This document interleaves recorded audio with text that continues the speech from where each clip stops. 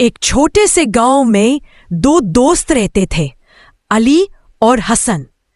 अली एक अमीर घराने का था, नए कपड़े पहनता था। हसन एक गरीब घर से था, पुराने कपड़े पहने रहता था। लेकिन दोनों की दोस्ती सबसे गहरी और सबसे खूबसूरत थी। एक दिन गांव में मेला लगा। हर तरफ खुशी थी, रंग बिरंगी रोशनियां चमक रही थी।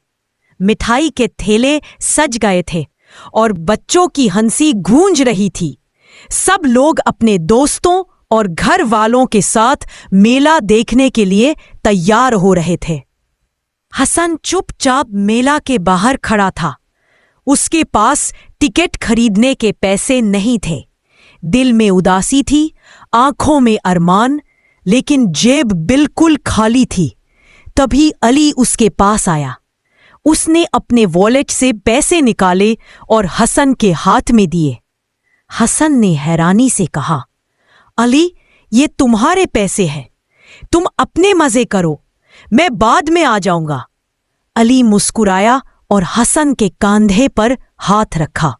उसने प्यार से कहा, दोस्त का दर्द अपना दर्द होता है। मेला हम दोनों साथ ही देखेंगे, तुम्हारे बिना मेरा मजा।